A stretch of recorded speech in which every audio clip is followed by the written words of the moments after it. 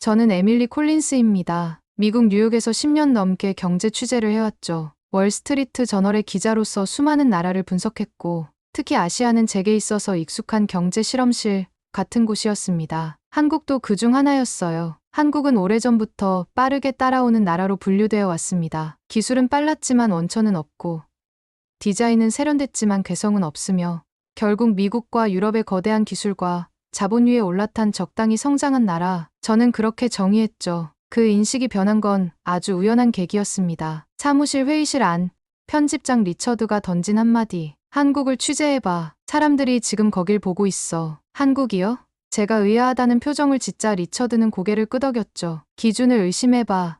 에밀리. 뭔가 다르게 움직이고 있대. 저는 요즘 유행하는 K-드라마나 K-팝에 취한 사람들이 또 과대평가하는 거겠지라고 생각했습니다. 하지만 마음 한켠이 묘하게 걸렸습니다. 미국과 유럽의 투자자들, 심지어 중국 자본까지 한국 시장에 군침을 흘리고 있다는 건 어설픈 소문이 아니라 데이터로도 확인되고 있었으니까요. 비행기는 오랜 시간을 날아 서울에 도착했습니다. 착륙 직전 창밖을 봤을 때 저는 솔직히 속으로 피식 웃었습니다. 그래봤자 동아시아지. 그런데 공항에서 발을 내딛는 순간부터 이상한 느낌이 들었습니다. 숨을 들이쉬었을 때 낯선 화학세제 냄새도, 퀴퀴한 공항 특유의 습기도 없었어요. 공기는 맑았고 바닥엔 먼지가 없었습니다. 안내판은 깔끔하고 정리돼 있었고 입국 심사는 군더더기 없이 순식간에 끝났습니다. 이곳은 지나치게 효율적이었습니다. 공항 철도에 올라탔을 땐 더 확신이 들었죠. 짧은 정차, 조용한 승객들, 전광판에 흐르는 정보들. 사람들은 대화 대신 휴대폰으로 무언가를 끊임없이 확인하고 있었습니다. 어떤 도시보다도 조용했고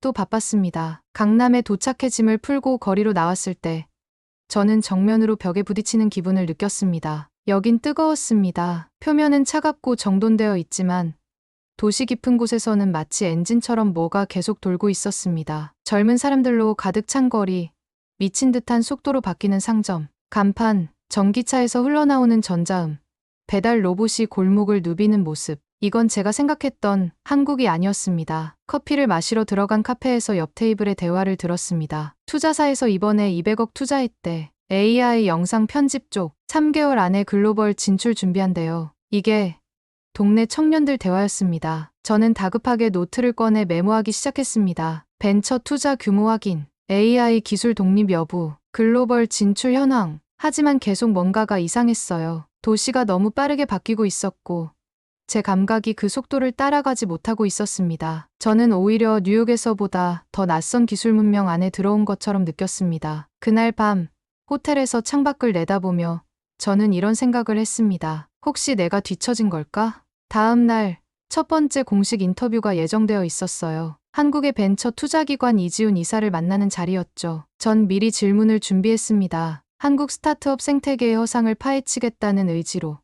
가혹할 정도로 날카로운 질문만 뽑아뒀습니다. 하지만 인터뷰에서 받은 충격은 전혀 다른 방향에서 저를 덮쳤습니다. 요즘 한국 스타트업은 국내 시장에 초점을 안 둡니다. 시작부터 글로벌이에요. 무슨 근거로 그렇게 말씀하세요? 작년 12월 미국 실리콘밸리 투자 유치 1위 국가가 한국이었거든요. 저는 믿을 수 없어 자료를 요구했고 그는 태블릿을 건넸습니다. 거기엔 한국 스타트업이 유럽과 북미, 중동에서 벌어들인 투자금과 계약 성과가 빼곡히 정리돼 있었습니다. 한국이 실리콘밸리에만 투자받는다고요? 아니에요. 이젠 우리가 투자하러 가는 입장이에요. 그 순간 깨달았습니다. 이건 전통적인 선후관계가 뒤집힌 구조였습니다. 더 이상 한국은 배우는 나라가 아니었습니다. 오히려 글로벌 질서를 바꾸는 쪽에 가까웠습니다. 머리가 복잡해졌습니다. 분명 제가 쥐고 있던 세계 지도의 균형이 흔들리기 시작한 겁니다. 그리고 그 흔들림은 앞으로 더 커질 것이라는 예감이 들었죠. 그래서 저는 결심했습니다. 한국이라는 나라의 심장부까지 직접 걸어 들어가 보기로요. 다음 날 아침, 저는 호텔 방에서 눈을 뜨자마자 커튼을 젖혔습니다. 창밖으로 보이는 서울의 도시는 여전히 생동감으로 가득 차 있었습니다. 거리엔 벌써 출근길 인파가 움직이고 있었고 도로 위를 지나는 차들의 절반은 전기차처럼 보였습니다. 사람들의 옷차림이나 손에 든 기기, 가게 간판, 모든 게 빠르게 변하고 있는 도시의 단면 같았습니다. 여긴 멈춰있는 구석이 없었습니다. 저는 단정하게 옷을 갖춰 입고 첫 방문 일정이 잡힌 삼성전자 본사를 향해 출발했습니다. 강남에서 차로 1시간 남짓 떨어진 수원은 의외로 조용하고 안정된 느낌이었습니다. 멀리서부터 보이는 건물들은 웅장하기보다는 단정하고 실용적이었고 복잡한 장식 대신 깔끔한 디자인이 인상적이었습니다. 사람들은 바쁘게 움직였지만 질서가 느껴졌습니다. 삼성 홍보팀의 김소연 팀장이 저를 맞이했습니다. 저는 악수를 건네며 질문부터 꺼냈습니다. 요즘 미국에서도 삼성이 반도체 쪽에선 영향력이 커졌다는 이야기가 나오는데 그게 과장된 건 아닌가요? 김소연은 조용히 웃으며 안내를 시작했습니다. 생산 라인이 내려다 보이는 통유리 회의실에 앉은 저는 사람이 거의 없는 바닥의 풍경을 바라보며 약간 혼란스러워졌습니다. 로봇팔이 움직이고 컨베이어 벨트는 정교하게 연결돼 있었습니다. 모든 것이 자동화되어 있었고 그 흐름은 막힘이 없었습니다. 김소연은 말했습니다. 여기서는 소재 투입부터 패키징까지 전 공정이 실시간으로 연결되어 있습니다. 예전엔 공정마다 일시 정지나 대기 시간이 있었지만 지금은 그런 개념 자체가 사라졌습니다. 이 모든 게 국내에서 개발된 기술입니까? 제 질문에 그녀는 태블릿을 들어 몇 가지 수치를 보여주었습니다. 자체 개발한 공정 제어 소프트웨어, 협력 중소기업과 공동으로 만든 장비, 그리고 최근 일본 의존도가 낮아졌다는 공급망 다변화 성과까지 아직 100% 독립이라고 할 수는 없지만 핵심 공정에서는 어느 나라에도 뒤지지 않는 수준입니다. 미국보다 앞선 부분도 있고요. 저는 잠시 말이 나오지 않았습니다. 미국은 늘 기술을 수출하는 쪽이었고 한국은 그걸 받아 발전시키는 나라라고 생각해왔습니다. 하지만 지금 제 눈앞에서 벌어지는 일은 그런 관념을 흔드는 현장이었습니다. 그날 오후 저는 현대자동차 남양연구소로 이동했습니다. 서울에서 1시간 반쯤 떨어진 곳에 위치한 이곳은 단순한 테스트 베드가 아니었습니다. 전기차, 수소차, 자율주행차 등 다양한 차세대 모델이 실험 중이었고 도로에서 실제로 주행을 하기도 했습니다. 저를 안내한 박정민 부장은 연구소에서 20년 넘게 일한 전문가였습니다. 그는 다소 과묵했지만 설명은 간결했고 핵심만 정확히 짚어줬습니다. 여기 보시는 차량은 전기와 수소의 복합형입니다. 도심에선 전기로 달리고 장거리 주행에선 수소로 전환됩니다. 이미 상용화 단계에 들어간 기술이죠. 저는 그 차량을 한 바퀴 돌며 천천히 살펴봤습니다. 실내엔 복잡한 조작 없이도 스스로 상태를 점검하는 시스템이 있었고 외관은 군더더기 없이 정돈돼 있었습니다. 이 모든 설계를 내부 인력으로만 진행하신 겁니까? 네, 부품 일부는 협력업체에서 받지만 핵심 기술은 전부 저희 팀에서 개발했습니다. 박정민 부장은 그 말을 하고 잠시 저를 바라보았습니다. 무언가 더 말하려는 듯한 눈빛이었습니다. 미국은 아직 실험에 머물러 있지만 우리는 시판을 합니다. 실패해도 다음 모델을 만들고요. 우리에겐 시간이 많지 않거든요. 그 말이 마음 깊은 곳에 꽂혔습니다. 미국은 자본도 풍부하고 시간도 많지만 한국은 그렇게 여유롭지 않다는 걸 단번에 이해할 수 있었습니다. 그 절박함이 기술을 시원하게 만든다는 점은 숫자로는 알 수 없는 진실이었습니다. 호텔로 돌아오는 길, 저는 조용히 메모를 정리했습니다. 대기업 방문을 통해 확인한 건 단지 기술 수준이나 시장 규모가 아니었습니다. 한국은 기술을 보유한 나라가 아니라 그것을 현장에서 움직이는 나라였습니다. 단지 잘 만든 제품이 아니라 그 안에 담긴 전략과 구조, 그리고 그것을 가능하게 하는 사람들의 태도까지 모든 것이 유기적으로 연결되어 있었습니다. 그것이 제가 알던 한국과 지금 눈앞에서 본 한국의 가장 큰 차이점이었습니다. 그리고 저는 이 사실을 뉴욕에서 어떻게 말해야 할지 벌써부터 고민되기 시작했습니다. 현대차 남양연구소를 다녀온 다음 날, 저는 아침부터 강한 의욕이 생겼습니다. 전날까지 저를 짓누르던 피로는 이상하리만치 사라져 있었고 머릿속은 빠르게 정리된 퍼즐 조각들로 가득 찼습니다. 이 나라, 뭔가 있다. 솔직히 말하면 처음 서울에 도착했을 땐 여기에서 기삿거리를 얼마나 뽑아낼 수 있을지 확신이 없었습니다. 하지만 며칠 사이에만도 그 판단은 송두리째 흔들렸고 저는 스스로가 무엇을 놓쳐왔는지 확인하고 싶었습니다. 그 중심에 있는 것이 바로 반도체였습니다. 삼성전자에 대한 인식은 미국에서도 이미 높아졌습니다. 하지만 많은 이들은 여전히 삼성이 반도체를 대량 생산에 강한 회사일 뿐 핵심 기술이나 원천 특허를 가진 쪽은 미국이라고 생각하고 있죠. 저 역시 그렇게 믿어왔습니다. 그 믿음을 검증하기 위해 저는 용인에 위치한 SK하이닉스 연구소를 찾았습니다. 서울에서 1시간 남짓 걸려 도착한 연구소는 외형만 보면 여느 IT 캠퍼스와 다를 바 없었습니다. 회색 계열의 단정한 건물들, 정리된 조경, 무표정한 출입 보안, 그 안에서 기술이 만들어지고 있다고 상상하기는 쉽지 않았습니다. 하지만 건물 안으로 들어가자 공기는 완전히 달라졌습니다. 미팅룸에 들어선 저는 설계총괄팀의 이지우 박사와 마주 앉았습니다. 마른 체형에 조용한 말투를 가진 사람이었지만 질문을 던지면 대답은 한치의 망설임도 없이 정확하게 돌아왔습니다. 지금 이 연구소에서는 차세대 디램 구조를 자체 설계하고 있습니다. 미국 기업도 못한 수준이죠. 저는 고개를 갸웃하며 반문했습니다. 미국 쪽에선 여전히 설계와 아키텍처는 우리가 리드한다고 보는데요. 그는 조금 미소를 지으며 이렇게 말했습니다. 그런 생각을 하는 분들이 많다는 걸 저희도 알고 있습니다. 그래서 증명을 하려는 거죠. 이후 그는 수치를 보여주었습니다. 생산 효율, 전력 소모, 집정률 모두에서 세계 최고 수준이라는 자료였습니다. 심지어 일부 공정에서는 대만이나 미국보다 기술 전환 속도가 빠르다는 사실도 확인할 수 있었습니다. 하지만 제가 진짜로 놀란 건 그 다음이었습니다. 저희는 지금 설계만 하는 게 아닙니다. 패키징, 테스트, 소프트웨어 통합까지 전부 연구소 내에서 합니다. 전부요?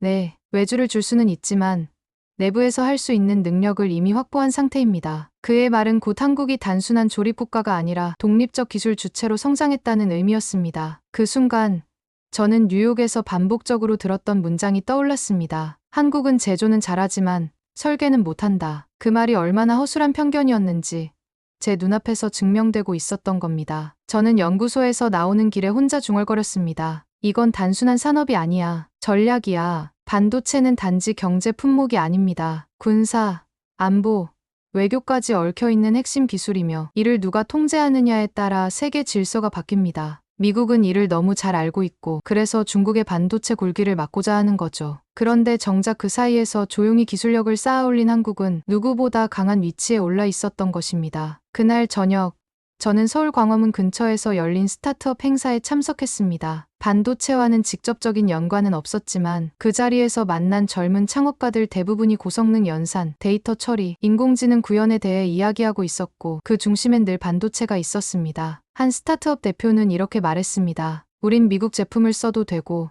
한국 제품을 써도 됩니다. 그런데 개발 속도는 한국 칩이 훨씬 빠르죠. 반응도 즉각적이고요. 그 말이 의미하는 바는 명확했습니다. 단순히 기술력뿐만이 아니라 시장 반응성과 실행력에서도 한국은 앞서가고 있다는 사실. 저는 다시 호텔방으로 돌아와 메모를 정리하며 깊이 숨을 들이쉬었습니다. 이건 더 이상 우연히 성장한 나라가 아니었습니다. 한국은 구조적으로도 전략적으로도 세계 중심으로 향하고 있었습니다. 그리고 그 중심에는 반도체가 있었습니다. 삼성, SK, 그리고 무수히 많은 협력사들, 연구자들, 스타트업들까지 모두가 그 하나의 목표를 위해 움직이고 있었습니다. 기술을 지키고 시장을 넓히고 독립적인 길을 가는 것. 그건 미국이 항상 주장해오던 모델이었지만 지금은 한국이 먼저 실현하고 있었습니다. 그 진실 앞에서 저는 더 이상 부정할 수 없었습니다. 한국은 기술의 추격자가 아니라 이제는 새로운 질서를 제시하는 선도국이 되어가고 있다는 사실을요. 반도체 연구소를 다녀온 다음 날 아침, 저는 전날보다 더 일찍 눈이 떠졌습니다. 몸은 피곤했지만 머릿속은 오히려 또렷했어요. 밤새 정리한 메모들은 단순한 취재 기록이 아니라 지금까지 제가 믿어왔던 세계 질서가 흔들리고 있다는 증거처럼 느껴졌습니다. 하지만 기술만으로 모든 걸 설명할 순 없었습니다. 이 나라는 어떻게 그렇게 짧은 시간에 그 수준까지 도달했을까요? 저는 그 답이 사람에 있다고 생각했습니다. 그날 오전, 저는 한국의 한 중소기업을 방문하기로 했습니다. 대기업이 아닌 실제로 기술을 실현해내는 현장의 사람들을 직접 보고 싶었기 때문입니다. 강서구의 한 기계 부품 업체, 직원 수백 50명 규모의 회사였습니다. 겉보기엔 평범한 공장처럼 보였지만 안에 들어가자 느낌은 완전히 달랐습니다. 기계음이 윙하고 울리고 작업자들은 한치의 흐트러짐 없이 공정을 수행하고 있었습니다. 놀라운 건 시간이었습니다. 보통 오전 7시쯤 나오셔서 준비하세요. 공장장을 따라다니며 설명을 듣던 중 나온 말에 저는 눈이 커졌습니다. 7시요? 업무는 9시부터 아니었나요? 공장장은 빙긋이 웃었습니다. 그땐 시작이고요. 그 전에 다들 하루 계획을 머릿속에 그려두는 시간이 있어야죠. 일의 효율을 높이기 위한 사전 준비 시간이라는 개념. 미국에선 생산성 향상 프로그램이나 동기부여, 교육으로도 해결 못했던 부분이 이곳에선 자연스럽게 일상처럼 자리 잡고 있었습니다. 그 다음으로 찾아간 곳은 서울 을지로의 한 인공지능 스타트업 사무실이었습니다. 좁은 공간, 벽엔 각종 스티커와 낙서가 가득했고 천장은 노출 콘크리트 그대로였습니다. 처음엔 이곳이 진짜 기술을 만들고 있다고 싶었지만 불과 몇 분 만에 제 생각은 바뀌었습니다. 개발자들이 사용하는 언어, 데이터 구조를 설명하는 방식, 문제 해결을 위해 서로 아이디어를 내는 태도, 모든 것이 정확하고 빠르고 결론지향적이었습니다. 가장 인상 깊었던 건 회의 방식이었습니다. 우리 팀은 회의는 15분 이상 안 합니다. 팀장인 박하늘이라는 청년이 당당하게 말했습니다. 의견은 메시지로 나누고 결정만 회의에서 해요. 오래 앉아있는 건 미덕이 아니에요. 그 말은 저에게 일종의 문화 충격이었습니다. 미국에선 아직도 브레인스토밍이라는 이름 아래 끝도 없이 길어지는 회의가 반복되죠. 하지만 이곳에선 속도와 효율이야말로 최고의 덕목이었습니다. 그날 밤 저는 강남역 근처의 한 식당에서 저녁을 먹었습니다. 평일 저녁 9시가 넘은 시간이었지만 주변 사무실은 여전히 불이 켜져 있었고 식당에도 양복 입은 직장인들이 가득했어요. 저는 옆 테이블에서 들려오는 대화를 무심코 듣고 있었는데 그중 한 사람이 이렇게 말했습니다. 우리가 지금 하는 이 실험 다음 주 월요일엔 바로 적용해야 해요. 주말에 정리하고 월요일에 테스트 들어가요. 저는 순간 멍해졌습니다. 주말이요? 이건 단순한 열정이나 과로의 문제가 아니었습니다. 그들은 그렇게 하는 것이 당연하다는 듯 말하고 있었으니까요. 처음엔 그게 이해되지 않았습니다. 그렇게까지 일을 해야 하나? 그건 삶의 균형을 해치는 일 아닐까? 하지만 곧 제가 본 또 다른 장면이 이 생각을 바꿨습니다. 토요일 오전 우연히 들른 스타트업 협업 공간에서 두 명의 청년 창업자가 노트북을 마주하고 있었습니다. 저는 그들에게 다가가 조심스럽게 물었습니다. 쉬는 날인데 왜 나오신 거예요? 그중 한 명이 고개를 들고 말했습니다. 지금 놓치면 미국보다 늦게 출발하게 되거든요. 미국을 기준으로 삼고 움직이는 이 말, 저는 그 말 한마디에 할 말을 잃었습니다. 한국은 여전히 미국을 의식하고 있었고 동시에 미국을 앞서가기 위해 전력을 다하고 있었습니다. 그 열망, 그 속도, 그 실행력, 단순히 기업의 전략으로 만들어진 것이 아니었습니다. 한 명 한 명의 사람들 속에 뿌리내린 일종의 집단적 본능처럼 보였습니다. 기술이 뛰어나서, 자본이 많아서가 아니었습니다. 이 나라는 그렇게 하지 않으면 안 되는 이유가 있었습니다. 전쟁, 분단, 자원 부족, 외환위기, 그 모든 것을 뚫고 살아남기 위해 이들은 본능처럼 빨라지고 집요해졌던 겁니다. 저는 그날 밤 노트북 앞에 앉아 한 줄을 써 내려갔습니다. 한국의 경쟁력은 기술이 아니라 사람이다. 그리고 그 사람들의 속도다. 그 문장을 쓴 순간 저는 이 나라가 단순히 따라오는 나라가 아니라는 확신이 들었습니다. 여긴 이미 오래전부터 자기만의 리듬으로 달리고 있었고 세계는 그걸 이제야 깨달은 셈이었습니다. 며칠간의 취재를 통해 제 머릿속은 점점 더 복잡해졌습니다. 삼성, 현대, SK, 스타트업, 그리고 현장에서 만난 수많은 사람들까지. 그들 하나하나가 단단한 고리를 이뤄 한국이라는 거대한 경제 체계를 밀어올리고 있었습니다. 하지만 저는 한 가지 질문을 떨칠 수 없었습니다. 왜 우리는 이 나라를 이렇게까지 과소평가해왔을까? 서울의 호텔방, 노트북을 켜고 정리한 메모 파일만 해도 벌써 10개가 넘었습니다. 그중 대부분은 제가 미국에서 배웠던 이론과 현실이 충돌했던 순간들이었죠. 그날 저녁,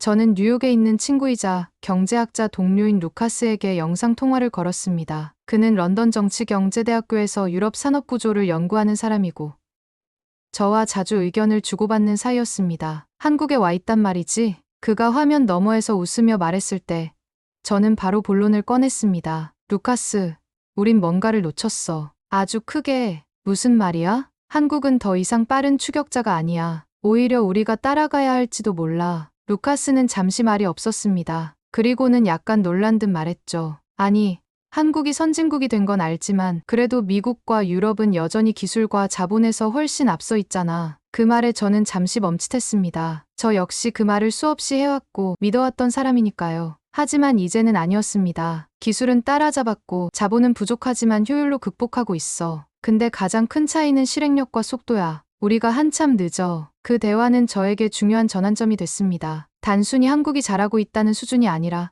미국과 유럽이 놓치고 있는 근본적인 문제가 뭔지 떠오르기 시작했기 때문입니다. 다음 날 저는 광화문 근처에 위치한 한 경제연구소를 찾았습니다. 한국 내 산업 정책을 장기간 분석해온 송재영 박사를 인터뷰하기 위해서였습니다. 그는 말투가 차분했지만 단어 하나하나에 확신이 실려 있었습니다. 미국과 유럽은 그동안 한국을 너무 좁은 틀로 해석해왔어요. 부품 조립, OEM, 원천 기술 의존. 맞는 말이긴 했죠. 근데 그건 20년 전 이야기입니다. 그럼 지금은 뭐가 달라졌다는 건가요? 제가 묻자 그는 슬며시 고개를 끄덕였습니다. 지금은 한국이 독립된 기술 체계를 만들고 있습니다. 더 정확히 말하면 글로벌 구조 속에서 비어있던 틈새를 정확히 찾아내고 채워넣고 있죠. 그 말은 단순한 산업 구조를 넘는 이야기였습니다. 한국은 스스로를 과소평가하는 세계 속에서 자신만의 위치를 찾아왔다는 뜻이었습니다. 실제로 데이터를 들여다봐도 명확했습니다. 한국의 반도체 수출은 전체 수출의 20%를 넘었고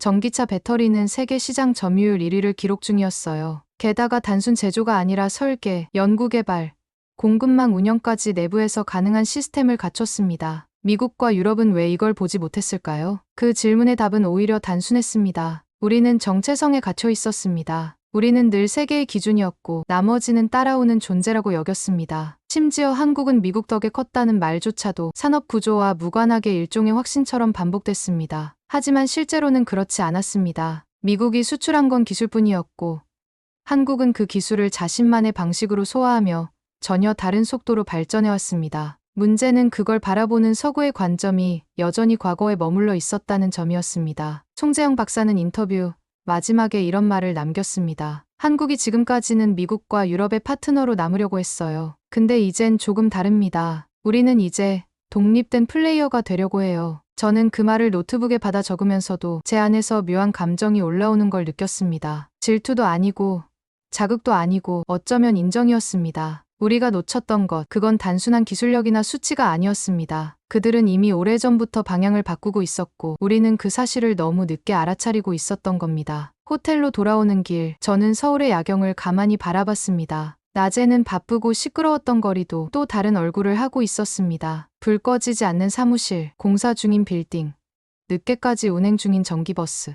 모든 게 여전히 움직이고 있었습니다. 그 풍경을 보며 저는 스스로에게 되물었습니다. 이 모든 걸 나는 그동안 왜 보지 못했을까? 정답은 명확했습니다. 보려 하지 않았기 때문이었습니다. 우리는 늘 중심에 있었고 그래서 누군가가 중심에 가까워진다는 사실 자체를 불편해했던 걸지도 모릅니다. 하지만 지금 그 중심을 향해 가장 빠르게 달려가는 나라가 있다면 그건 다름 아닌 한국이라고 저는 확신하게 됐습니다. 한국이라는 나라를 며칠 동안 들여다보며 저는 점점 확신하게 됐습니다. 이곳은 단순히 기술이나 제조업만으로 움직이는 나라는 아니었습니다. 산업이 강한 나라들은 많습니다. 하지만 사람의 마음을 움직이는 나라, 그건 흔치 않습니다. 그날 오전 저는 우연히 흥미로운 제안을 받았습니다. 서울 홍대 근처에서 열리는 작은 K-팝 버스킹 공연에 가보지 않겠냐는 거였습니다. 사실 처음엔 망설였습니다. 기획사의 공식 무대도 아니고 길거리 공연이 과연 기사로 쓸 만큼 의미 있을까 싶었거든요. 하지만 이상하게 자꾸 마음이 끌렸습니다. 공연이 시작된 건 토요일 오후 2시. 제가 도착했을 땐 이미 수십 명의 관객이 둘러싸고 있었고 대부분은 외국인이었습니다. 중국어, 프랑스어, 심지어 아랍어까지 들렸습니다. 그들은 한국어 가사를 따라 부르고 있었고 어떤 이들은 손에 손팻말까지 들고 있었습니다. 무대 위에 선 건 20살 남짓의 젊은 남성 그룹이었습니다. 그들이 춤을 추고 노래를 부르자 주변 사람들의 반응은 예상보다 훨씬 격렬했어요. 한 외국인 관객이 제 옆에서 이렇게 말했습니다. 우리는 매주 이 팀 보러 와요. 진짜 프로보다 더 멋져요. 저는 그 말을 듣고 멍해졌습니다. 이건 단순한 취미 활동이 아니었습니다. 일종의 문화 신드롬이 이곳 길거리에서 자생적으로 자라나고 있었던 거예요. 공연이 끝나고 저는 몇몇 관객과 이야기를 나눴습니다. 태국에서 왔다는 한 여성은 이렇게 말했습니다. 한국 음악은 가사뿐 아니라 감정이 진짜라서 좋아요. 그냥 따라 부르는 게 아니라 느껴져요. 그 말은 제게 낯설면서도 강하게 다가왔습니다. 한국은 그들의 산업처럼 문화도 정확하게 전달되는 무언가가 있었던 겁니다. 저녁에는 한국 드라마를 전문으로 소개하는 콘텐츠 회사 대표와 인터뷰가 잡혀 있었습니다. 회사는 규모가 크지 않았지만 전 세계 플랫폼과 계약을 맺고 있었고 그중 일부는 유럽 공영방송과도 연결돼 있었습니다. 대표 박선희는 말했습니다. 이제는 K-드라마가 단순한 유행이 아니라 하나의 장르가 됐다고 생각해요. 시청자들이 이제는 한국 콘텐츠니까 믿고 본다는 말을 해요. 그 말은 과장으로 들리지 않았습니다. 넷플릭스, 디즈니 플러스, 아마존 등 글로벌 플랫폼이 한국 콘텐츠를 앞다퉈 가져가는 이유. 그건 단순한 제작비 대비 효율 때문만이 아니었습니다. 전 세계 사람들이 한국이라는 나라를 감정의 언어로 소비하고 있었던 겁니다. 문화가 경제를 끌고 간다는 말이 있습니다. 예전엔 잘 이해하지 못했던 말이었지만 한국에 와서야 비로소 그 문장이 피부에 와닿았습니다. 한국은 문화로 수출하고 감정으로 소비되고 있었으며 그것이 다시 산업과 브랜드에 영향을 미치고 있었습니다. 실제로 그날 저는 명동에 들렀다가 또 하나의 장면을 목격했습니다. 일본인 관광객 한 무리가 한국 브랜드 화장품을 몇십 개씩 사가는 장면이었어요. 그 브랜드는 드라마 속 주인공이 사용한 제품이었고 한 시즌 방영된 뒤 매출이 3배 이상 증가했다고 합니다. 이쯤 되니 단순한 트렌드가 아니라는 확신이 들었습니다. 한국은 문화를 산업으로 바꾸는 데에 성공한 나라였습니다. 그것도 국가 주도의 홍보나 마케팅이 아닌 콘텐츠의 힘과 소비자 감정의 흐름으로 만들어진 구조였어요. 저는 그날 밤 숙소에 돌아와 뉴욕의 한 선배 기자에게 메일을 보냈습니다. 문화가 이렇게까지 경제를 견인할 수 있다는 걸 실제로 본 건 처음이에요. 한국은 지금 문화로 세계인을 설득하고 있어요. 숫자가 아니라 감정으로요. 그 문장을 쓰며 저는 잠시 창밖을 내다봤습니다. 주말 밤에 홍대 거리엔 여전히 젊은이들이 넘쳐났고 전 세계에서 온 사람들이 한국어 간판 앞에서 사진을 찍고 있었습니다. 그들에겐 여기가 단순한 여행지가 아니라 어떤 의미에선 문화적 고향 같아 보였습니다. 산업과 기술, 근면함과 전략이 만든 기반 위에 감정이라는 결정적인 요소가 덧붙여진 나라. 그게 지금의 한국이라는 생각이 들었습니다. 그리고 저는 처음으로 이 나라가 가진 진짜 힘이 무엇인지 조금은 알 것 같았습니다. 그건 사람의 마음을 움직이는 힘이었고 그 힘은 기술보다도 더 빠르게 세상을 바꿀 수 있는 것이었습니다. 서울에 도착한 지 벌써 열흘이 넘었습니다. 처음에는 낯설었던 거리의 리듬이 이젠 익숙해졌고 식당에서 주문하는 말투도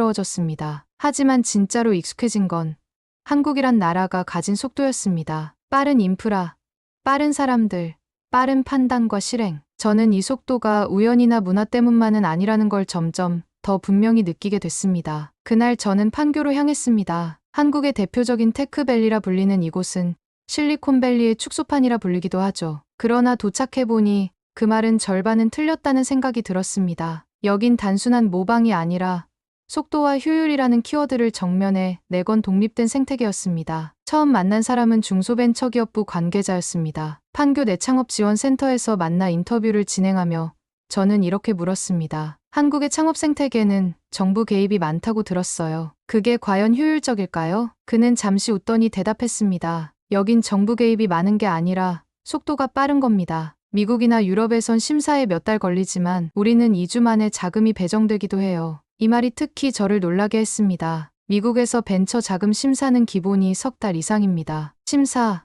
평가, 예산 조정, 정책 우선순위 논의까지 거치다 보면 초기 창업가는 이미 아이디어를 잃어버린 뒤죠. 하지만 이곳에선 다르게 작동하고 있었습니다. 민간과 정부가 동시에 달리고 있었고 현장의 목소리가 위로 올라가는 데 걸리는 시간도 매우 짧았습니다. 저는 그날 오후 직접 창업한 한 기업 대표를 만났습니다. 이름은 정윤호였고 나이는 겨우 30 초반. 그는 AI 기반 물류 예측 플랫폼을 개발해 실제로 유럽의 한 물류회사와 계약을 체결했다고 말했습니다. 정부 지원요? 물론 중요하죠. 하지만 더 중요한 건 여긴 실행이 빨라요. 무언가 해보자고 말했을 때 실제로 실험하고 수정할 수 있는 시간이 너무 짧아요. 미국 친구들이 부러워해요. 그 말은 저를 멈칫하게 만들었습니다. 저는 미국 기자입니다. 미국은 혁신의 본거지였고 실리콘밸리는 언제나 세계를 주도해왔습니다. 그런데 지금은 그 혁신의 리듬이 서울과 판교 쪽으로 기울고 있는 듯했습니다. 그날 밤 저는 뉴욕에 있는 선배 기자에게 메시지를 보냈습니다. 여기선 회의보다 테스트가 먼저예요. 아이디어가 생기면 곧장 실행해보고 결과가 좋으면 제품으로 내보냅니다. 미국처럼 큰 회의실에서 프레젠테이션을 반복하지 않아요. 그 말이 저 자신에게도 충격이었습니다. 우리는 그동안 얼마나 많은 아이디어를 회의 안에서 썩혀왔던 걸까요? 한국은 그 시간을 단축했고 그 단축된 시간 속에서 혁신을 끌어냈습니다. 게다가 하나 더 놀라운 점이 있었습니다. 대기업과 스타트업의 협업 방식이었습니다. 삼성, LG, SK 같은 대기업들이 스타트업에 투자하고 기술을 이전하고 공동 연구를 진행하는 빈도가 굉장히 높았습니다. 미국에선 이런 일이 쉽지 않죠. 대기업은 기술을 사들이거나 벤처를 인수하는 방식이 일반적이니까요. 하지만 한국에선 거대한 시스템 안에서 서로가 파트너로 움직이고 있었습니다. 이 구조를 더 명확히 이해하고 싶어 저는 다시 송재영 박사를 찾아갔습니다. 그는 이전에도 한국 산업 구조에 대해 깊이 있는 분석을 들려줬던 분이죠. 왜 한국은 이렇게 민간과 정부가 잘 협업할 수 있죠? 미국이나 유럽에선 서로 신뢰하지 못하는 게 일반적인데요. 그는 잠시 생각하더니 조용히 대답했습니다. 우린 생존이 늘 공동의 목표였기 때문이에요. 분단, 전쟁, 외환위기 이 나라에선 민간과 정부가 따로 움직였다간 모두 무너질 수 있다는 걸 알고 있었습니다. 그 말을 듣고 저는 숨이 멎는 듯한 기분이 들었습니다. 이 나라는 단순히 경제 모델이 다른 게 아니었습니다. 위기의 기억이 시스템의 뼈대가 되어 있었고 그 뼈대 위에서 속도와 협업이 일상처럼 작동하고 있었던 거죠. 다시 호텔방으로 돌아온 저는 노트북을 열고 첫 문장을 썼습니다. 한국은 미래를 계획하는 나라가 아니다. 한국은 미래를 실행하는 나라다. 그리고 저는 알고 있었습니다. 그 실행력이야말로 지금 미국과 유럽이 가장 놓치고 있는 무기라는 것을요. 뉴욕행 비행기가 이륙하기 직전 저는 창밖을 한참 바라보고 있었습니다. 비행기 창으로 보이는 서울의 야경은 제가 처음 도착했을 때와는 전혀 다르게 느껴졌습니다. 그땐 낯선 도시였지만 지금은 마치 어디선가 다시 돌아오는 듯한 기분이 들었습니다. 몇 년을 이 나라를 오해한 채 살아왔다는 사실이 부끄러울 정도였습니다. 비행기가 구름을 뚫고 오르자 저는 조용히 눈을 감았습니다. 그리고 마음속으로 다시 한번 다짐했습니다. 이번 기사만큼은 절대로 뻔한 문장으로 끝내지 않겠다. 뉴욕에 도착하자마자 저는 곧장 사무실로 향했습니다. 밤늦은 시각이었지만 책상 위에 놓인 수첩과 녹음기, 메모 파일들이 저를 기다리고 있었습니다. 편집장 리처드는 저를 보자마자 한마디 했습니다. 한국, 어땠어? 저는 대답 대신 손에 들고 있던 USB를 그에게 건넸습니다. 이 안에 우리가 놓친 세계가 들어있어요. 그날 밤 저는 기사 원고를 쓰기 시작했습니다. 손이 멈추지 않았습니다. 펜 끝에 쌓인 열흘의 충격과 감동, 깨달음과 반성까지. 이건 단순한 출장 보고서가 아니었습니다. 세계 경제의 새로운 판도를 직시한 기록이자 우리가 앞으로 배워야 할 방향에 대한 고백이기도 했습니다. 제 원고의 첫 문장은 이랬습니다. 우리는 지금까지 한국을 신흥국이라 불렀다. 하지만 그 단어는 더 이상 이 나라를 설명하지 못한다. 한국은 단순한 추격자가 아니었습니다. 그들은 이미 앞서 있었고 저만 몰랐던 것이었습니다. 반도체로 세계를 공급하고 배터리로 미래를 움직이며 문화로 세계인의 마음을 움직이는 나라. 그리고 그 중심엔 빠르고 단단한 사람들이 있었습니다. 미국은 여전히 자본과 기술, 브랜드에서 앞서 있다고 생각합니다. 하지만 저는 이제 확신합니다. 속도와 실행력, 단결과 생존력. 이 네 가지에서 한국은 이미 세계 최정상입니다. 특히 그 단결력이라는 건 그 어떤 선진국에서도 볼 수 없었던 진풍경이었습니다. 정치나 이념은 다르지만 위기 앞에선 하나가 되는 국민들. 경제적 충격이 닥쳐와도 서로를 탓하기보다 함께 재건을 고민하는 태도. 한국은 그렇게 성장했고 그렇게 스스로를 지켜왔습니다. 저는 삼성의 반도체 라인을 보며 그 세밀한 공정 속에서 한 나라의 절박함을 보았습니다. 현대차의 수소차 연구실에선 연료보다 뜨거운 도전의식을 느꼈고 스타트업 사무실에서 마주친 젊은 개발자의 눈빛에선 미국에서조차 보기 어려운 추진력을 확인했습니다. 한국은 모든 면에서 절대 유리한 조건을 가진 나라는 아니었습니다. 자원이 많지도 않고 땅이 넓지도 않으며 역사적으로도 늘 거대한 열강에 둘러싸여 있었습니다. 하지만 그들은 포기하지 않았습니다. 지금 제 눈에 비친 한국은 환경을 탓하지 않고 조건을 돌파한 실행하는 민족입니다. 물론 완벽한 나라는 없습니다. 한국에도 당연히 해결해야 할 문제들이 존재하겠죠. 하지만 지금 제가 말하고 싶은 건 이 나라가 가진 저력과 근성은 이미 세계적 수준이라는 사실입니다. 그리고 그건 숫자나 그래프만으로는 설명되지 않는 진실이기도 합니다. 마지막 문단을 쓰기 전 저는 잠시 손을 멈추고 창밖을 바라봤습니다. 뉴욕의 야경은 여전히 아름다웠지만